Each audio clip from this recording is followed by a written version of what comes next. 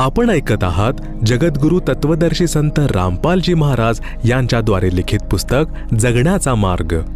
विषय वासुदेवाची व्याख्या।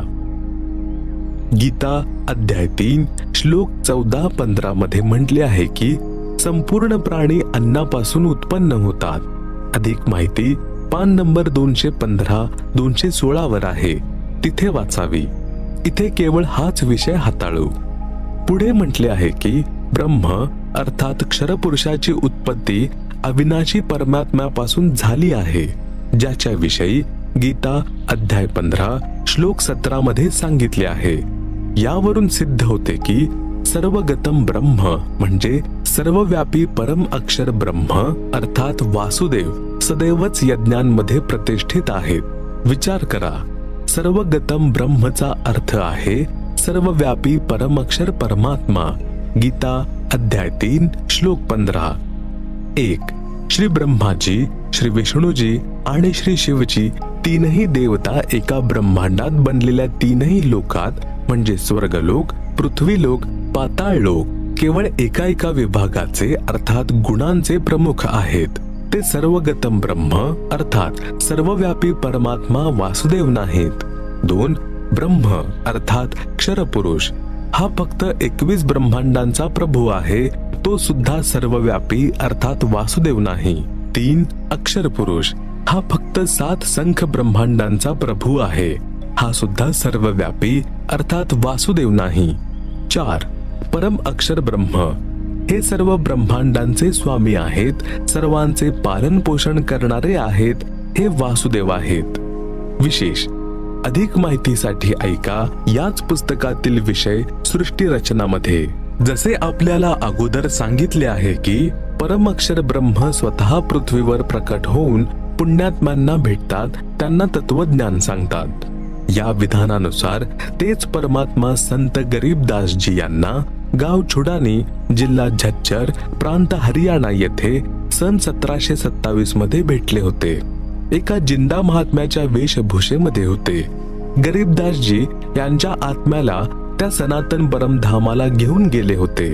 नंतर वरील सर्व ब्रह्मांडे तसेच प्रभूंची स्थिती दाखवून तत्वज्ञानाशी परिचित करून शरीरात परत सोडले होते। त्यावेळेस संत गरीबदासजी यांचे वय 10 वर्ष होते। त्या दिवशी संत गरीबदासजी यांना मृत समजून चितेवर ठेवून अंतिम संस्काराची तयारी करत होते। त्याच वेळेस त्यांच्या आत्म्याचा शरीरात प्रवेश करविला होता। जिवंत झाल्यावर कुटुंबातील सर्व लोकांच्या आनंदाला सीमा राहिली नाही। त्यानंतर संत गरीबदासजी यांनी एका अनमोल ग्रंथाची रचना केली। त्यामध्ये स्वतःच्या डोळ्यांनी पाहिलेले आणि स्वतः परमात्मा यांनी सांगितलेले ज्ञान कथन केले, जे एका गोपालदास नामक दादूपंथी साधू यांनी लिहिले होते, जे वर्तमानात छापून घेतलेले आहे। पंजाब प्रांतामध्ये लुधियाना शहराच्या जवळ एक वासियर गाव आहे। तेथे एक प्रभुप्रेमी व्यक्ती रामराय उर्फ झूमकरा राहत होता। त्याने संत गरीबदासजी यांचा महिमा ऐकला तर दर्शनासाठी छुडानी गावी आला। संत गरीबदासजी यांनी हे ज्ञान ऐकवले। ते या दासाला म्हणजे संत रामपाल दासाला संत गरीबदासजी यांच्याकडून प्राप्त झाले आहे, जे आपणास हे पुस्तक तसेच इतर पुस्तकांद्वारे ऐकवले आहे। त्यावेळी रामरायाने प्रश्न केला की हे महात्माजी, हे ज्ञान तर आजपर्यंत कोणीच सांगितले नाही। संत गरीबदासजी यांनी वाणीद्वारे सांगितले, कोट्यो मध्य कोई नहीं राई झूमकरा, अरबों में कोई गर्ग सुनो राई झूमकरा। अनुवाद व भावार्थ। संत गरीबदासजी यांनी सांगितले की हे ज्ञान करोडोंमध्ये कोणाजवळही मिळणार नाही, अरबोंमध्ये कोणा एखाद्या जवळच मिळेल। ते संत सर्व ज्ञान संपन्न संपूर्ण साधनेच्या मंत्रांनी युक्त अर्थात परिपूर्ण असतात। प्रिय श्रोते हो, ते संत वर्तमानात बरवाला जिल्हा हिसारवाले आहेत। ज्ञान समजून घ्या आणि दीक्षा घेऊन कल्याण करून घ्या।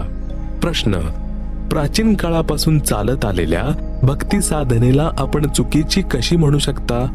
जसे तप सर्व ऋषीजन करत होते, आपण सर्व हिंदू समाजात पाहत आहोत। सर्व हरे कृष्ण हरे राम राधे राधे श्याम मिला दे। ओम नमः शिवाय। ओम नमो भगवते वासुदेवाय नमः। जय सियाराम, राधे श्याम, ओम तत्सत यामधील कोणत्या तरी एका मंत्राचा जप करत आले आहेत, वर्तमानात देखील करत आहेत। श्री रामचंद्रजी, श्री कृष्णजी यांना आपण पूर्ण परमात्मा मानतो, म्हणून त्यांचे नाम जपतो। आपण या नाम जप मंत्रांना व्यर्थ जप म्हणत आहात, स्पष्टीकरण द्या। उत्तर: प्राचीन काळामध्ये जर ही साधना असती आणि हे मंत्र असते तर श्रीमद भगवद गीता अध्याय 4 श्लोक 1-2 मध्ये गीता ज्ञानदाता हे म्हणाला नसता की हा योग अर्थात भक्तिविधी मी गीता ज्ञानामध्ये सांगत आहे, ते आता नामशेष झाले आहे, नष्ट झाले आहे। हे ज्ञान तसेच ही भक्ती साधना मी सूर्यदेवाला सांगितली होती, नंतर सूर्याने मनुला, मनुने आपला पुत्र इक्ष्वाकुला सांगितली, नंतर काही राज ऋषींनी जाणले। आता खूप काळापासून अर्थात द्वापारच्या खूप अगोदरपासून नामशेष होते। तसेच मनु, इक्ष्वाकु इत्यादी सर्व सत्ययुगाच्या प्रथम चरणामध्ये झाले होते। जर तुम्ही राजा दशरथ पुत्र श्री रामचंद्रजी तसेच श्री वासुदेव पुत्र श्री कृष्णचंद्र यांना पूर्ण परमात्मा मानता, म्हणूनच त्यांचे नाम हरे राम हरे कृष्ण इत्यादी जप करता आणि यालाच मोक्ष मानत आहात, तर श्रीमद भगवद गीतामध्ये वर्णित यथार्थ प्राचीन योग अर्थात भक्तीच्या विधीपासून विपरीत असल्याने व्यर्थ आहे। शास्त्रविधी त्यागून मनमाने आचरण झाले, ज्या कारणाने वरील प्रश्नामध्ये लिहिलेले इतर मंत्र देखील शास्त्र प्रमाणित नाहीत, म्हणून व्यर्थ आहेत।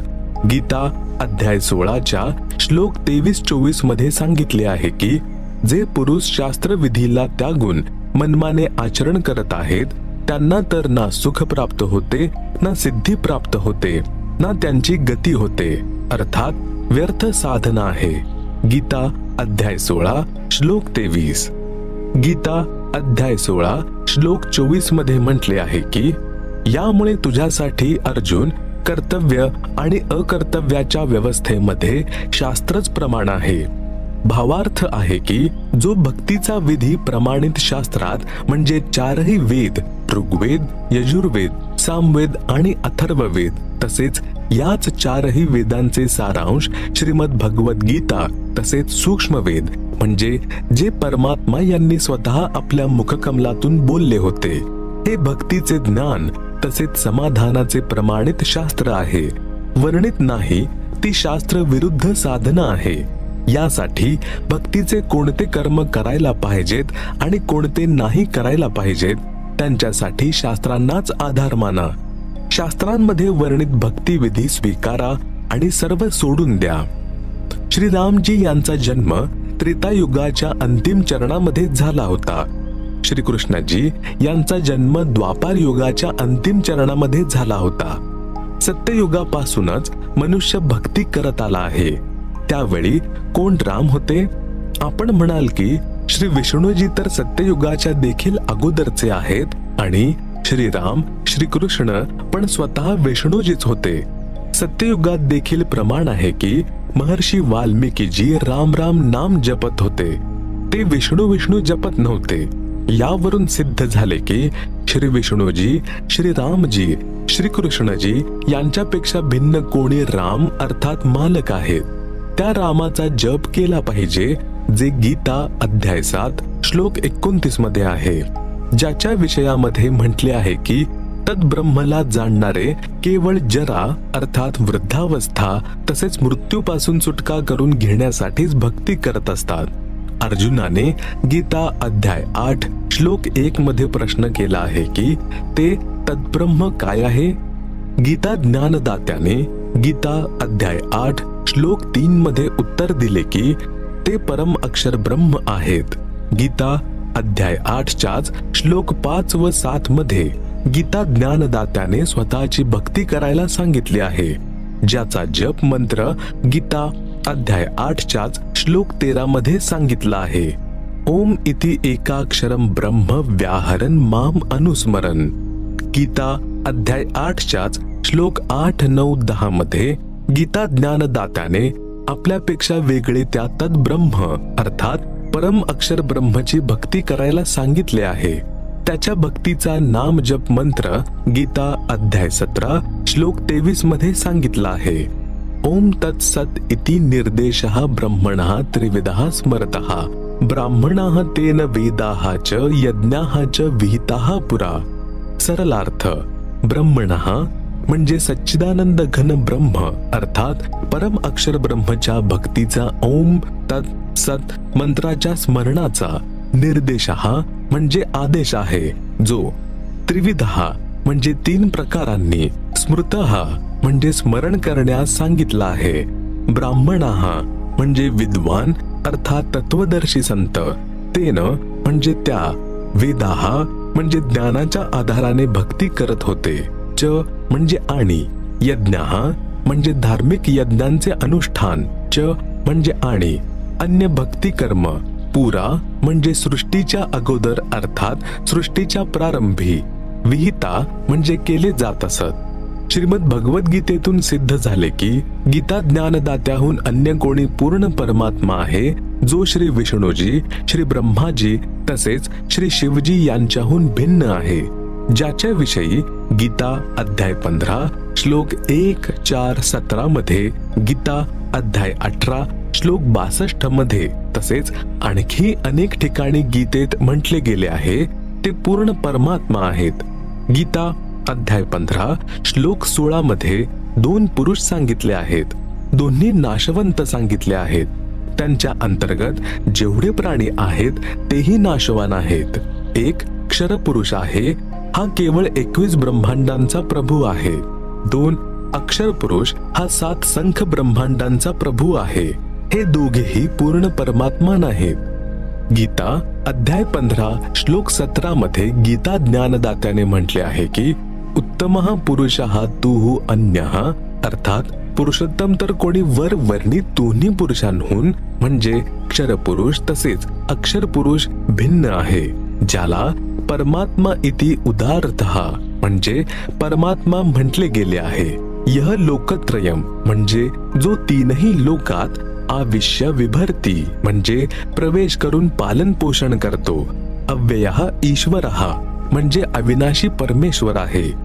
पूर्ण परमात्मा परमक्षर ब्रह्म आहे हे सिद्ध झाले. त्यांच्या भक्तीचा मंत्र ओम तत् सत आहे हे देखील सिद्ध झाले. ओम तत् सत जे 3 मंत्र आहेत ते वरील 3ही प्रभूंचे आहेत. ओम म्हणजे क्षरपुरुष अर्थात क्षरब्रह्म गीता ज्ञानदात्याचा. तत् हा सांकेतिक आहे, ज्याचे याच पुस्तकात अगोदर विवरण आहे, तेथे ऐकावे. हा तत् नाम जप अक्षर पुरुषाचा आहे. सत हा सुद्धा सांकेतिक आहे. अधिक माहिती अगोदर दिलेल्या प्रकरणात याच पुस्तकात ऐका.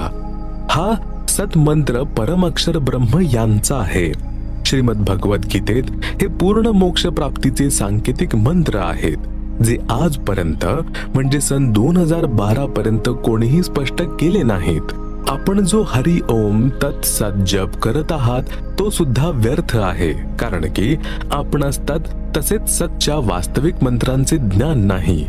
उदाहरण, एका धनी व्यक्तीने आपले धन आपल्या घरात एक खड्डा खोदून लपवून ठेवले. त्या स्थानाची माहिती केवळ त्या धनी व्यक्तीलाच होती. त्या धनी व्यक्तीने एक वहीत सांकेतिक ठिकाण लिहून ठेवले. धनी व्यक्तीचा अचानक मृत्यू झाला. पित्याचे संस्कार करून मुलांनी ती वही उचलली, ज्यात पिता सांगत होते की या वहीत धन कोठे आहे हे लिहिले आहे, जी पिताजी कोणाला दाखवत नव्हते. धनी व्यक्तीच्या घरासमोर अंगण होते.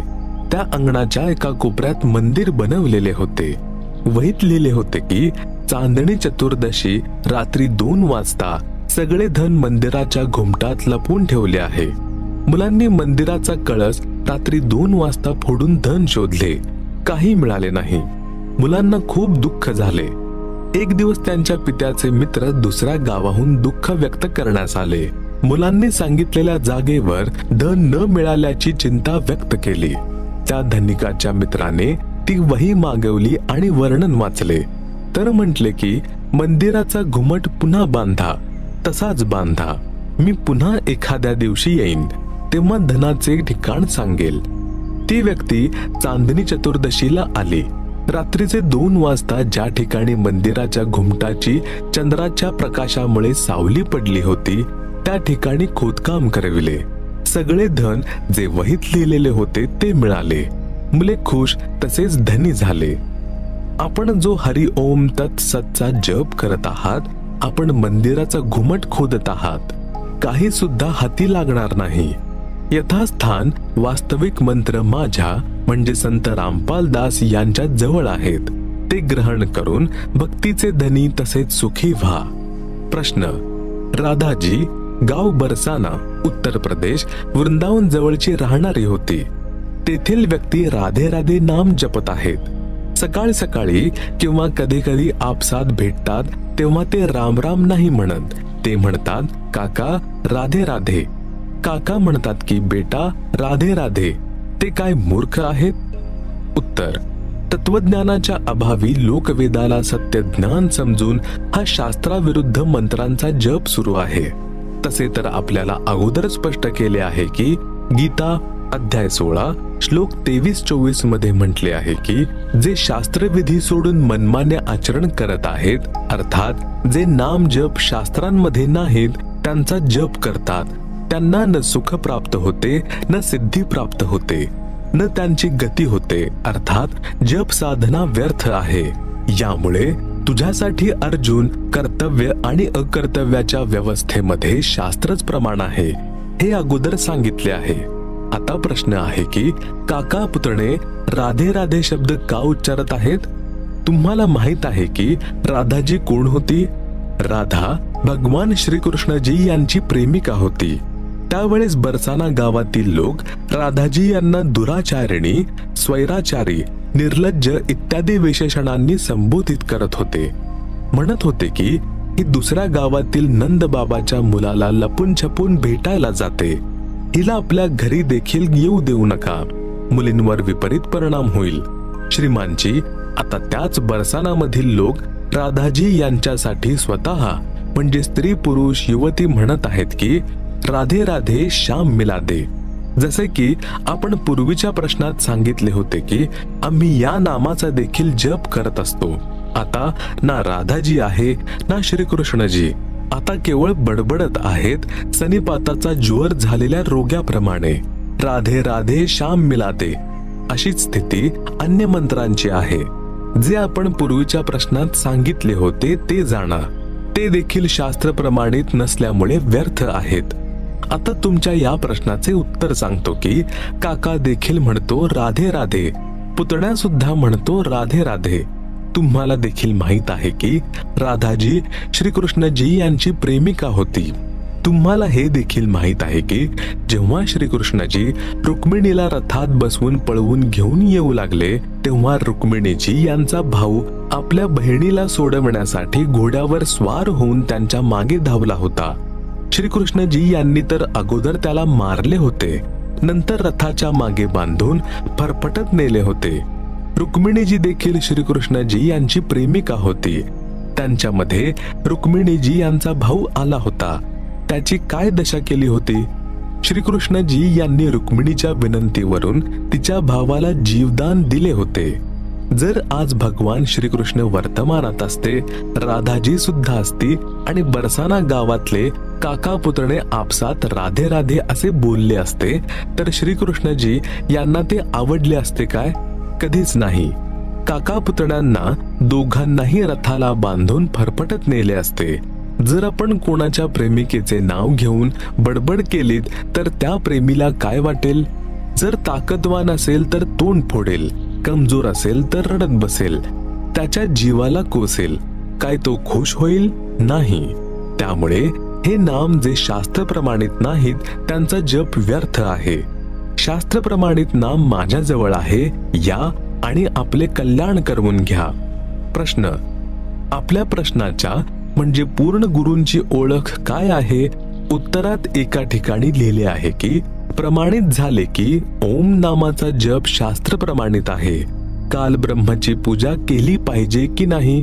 या प्रश्नाच्या उत्तरात बहुतांशी ऋषींच्या पूजा या शास्त्रविधीचा त्याग करून मनमाने आचरण म्हटले आहे जे ओम नामाचा जप करत होते. उत्तर. ते ऋषीजी ओम नामाच्या जपासोबत हठयोगाने घोर तप देखील करत होते, ज्या कारणाने त्यांच्या साधनेला शास्त्राविरुद्ध म्हटले आहे. ओम नामाचा जप शास्त्र प्रमाणित तर आहे, परंतु मोक्षदायक नाही, ज्यामुळे अनुत्तम गती म्हणजे मुक्ती प्राप्त होते. त्यामुळे त्या ऋषींचा पूजाविधी शास्त्राविरुद्ध आहे. वेद तसेच गीतेमध्ये त्या पूर्ण परमात्म्याची भक्ती करावयास सांगितले आहे. त्यांची भक्ती न करता मनमानी पूजा करणे हे शास्त्राविरुद्ध आहे. प्रश्न: महर्षी वाल्मिकीजी तर सत्ययुगात होऊन गेले, तेही राम राम जपत होते. काय हा मंत्र सुद्धा शास्त्र प्रमाणित नाही? उत्तर: यापूर्वीच सांगितले आहे की गीता अध्याय 4 श्लोक 1-2 मध्ये गीता ज्ञानदात्याने म्हटले आहे की हे ज्ञान मी सूर्याला सांगितले होते, त्याने ते आपले पुत्र मनुजी यांना सांगितले. नंतर काही राज ऋषींना प्राप्त झाले. सत्ययुगाच्या प्रारंभीच हे सर्व सूर्य, मनु व राज ऋषी होऊन गेले होते. त्यांच्यानंतर हे ज्ञान नष्ट झाले होते. महर्षी वाल्मिकीजी यांना सप्त ऋषी भेटले होते. त्यांनी तपश्चर्या करून सिद्धी प्राप्त केल्या होत्या. तोच हठयोग करण्याचा तप विधी महर्षी वाल्मिकीजी यांना त्यांनी सांगितला, जो हठयोग तप महर्षी वाल्मिकीजी यांनी तन मनाने श्रद्धापूर्वक केला. काही कालावधीनंतर शरीराच्या वरच्या भागातून म्हणजे डोक्यातून आवाज ऐकू आला. तो राम राम असा होता. त्याच शब्दाचे उच्चारण महर्षी वाल्मिकीजी तपश्चर्येदरम्यान करू लागले. ऐकणाऱ्याला असे वाटते जसे हे मरा मरा म्हणत आहेत. वास्तविक ते राम रामच उच्चारण करत होते. त्यांना तपश्चर्येचे फळ मिळाले आणि त्यांच्यामध्ये सिद्धी प्रविष्ट झाल्या. त्यांची दिव्यदृष्टी उघडली, ज्या कारणाने त्यांनी श्री रामचंद्रजी यांच्या जन्मापूर्वी हजारो वर्षे अगोदरच रामायणात अर्थात श्री रामचंद्रजी यांच्या जीवनातील सर्व घटना लिहिल्या होत्या. ग्रंथाचे नाव आहे वाल्मिकी रामायण, जो संस्कृत भाषेत लिहिला गेला होता. राम रामचा जप करून कोणताही आध्यात्मिक लाभ होत नाही, परंतु परमात्मा यांचा बोधक शब्द असल्याने उच्चारण केल्याने परमात्म्याचा विसर पडत नाही. म्हणूनच राम नामाचे उच्चारण करण्याची पद्धत प्राचीन काळापासून हिंदू धर्मात प्रचलित आहे. जसे स्वामी रामानंदजी राम राम शब्दानेच संबोधित करत असत, त्यांचे शिष्य देखील एकमेकांना राम राम म्हणूनच संबोधित करत होते, परंतु जप मंत्र ओम होता. त्याचप्रमाणे आम्ही कबीरपंथी सतसाहेब म्हणतो. आमचा जप मंत्र दुसरा आहे. त्याच भक्तीने परमात्म्यांपर्यंत पोहोचता येते.